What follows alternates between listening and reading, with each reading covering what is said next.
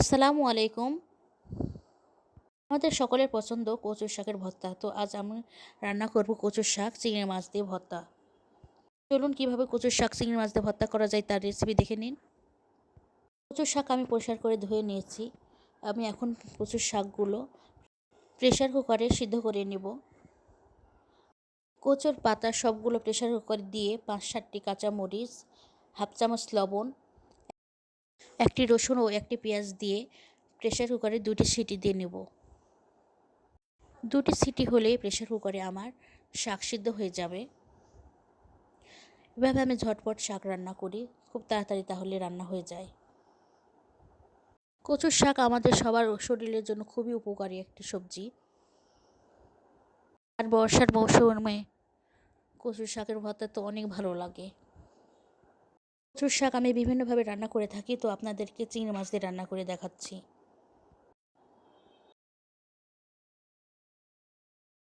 ৪টি শুকনো মরিচ আমি প্রথমে ভেজে নেব।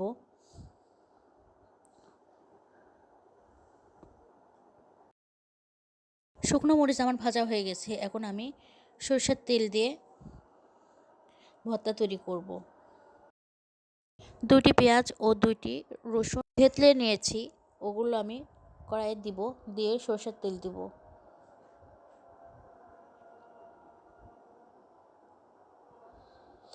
পরিমাণ মতো আমি সরষের তেল দিয়ে নিয়েছি, আপনারা আপনাদের পছন্দ মতো দিবেন।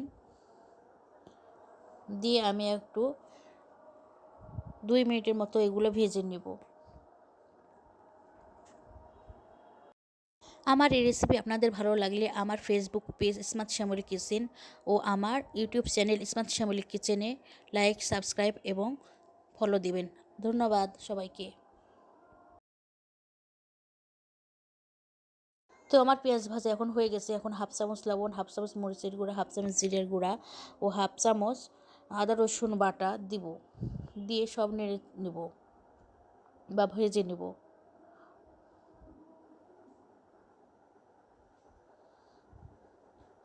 দিয়ে এখন আমি চিংড়ি মাছ দিয়ে দেব।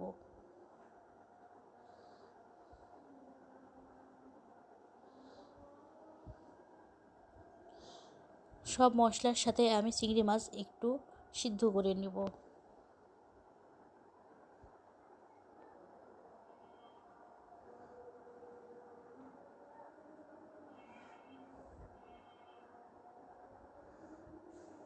আমার চিংড়ি মাছ ভাজা হয়ে গেছে। এখন আমি সিদ্ধ করা সব কচুর শাক দিয়ে দেব।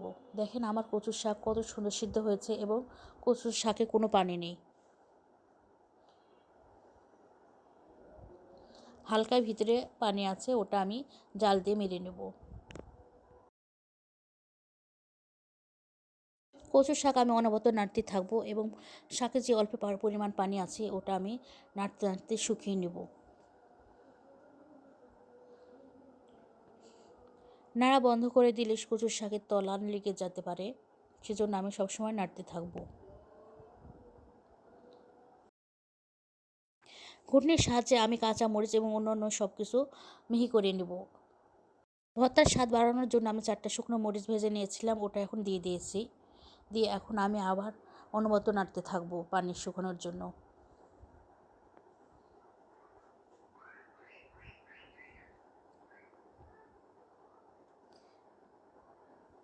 কচু শাকের ভর্তা সবসময় অনবরত নাড়তেই থাকতে হয়, তাছাড়া তলা লেগে যেতে পারে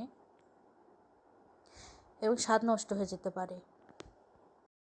তো দেখলেন তো আমার কচু শাকের ভর্তা কত সুন্দর স্মুথ এবং দেখতেই লোভনীয় হয়েছে। আমার এই রেসিপি ফলো করে ভর্তা করলে আপনাদের ভর্তাও আমার ভর্তার মতো সুন্দর হবে এবং খেতেও সুস্বাদু হবে। তো আমার এই রেসিপি দেখার জন্য সবাইকে ধন্যবাদ। আল্লাহ হাফেজ।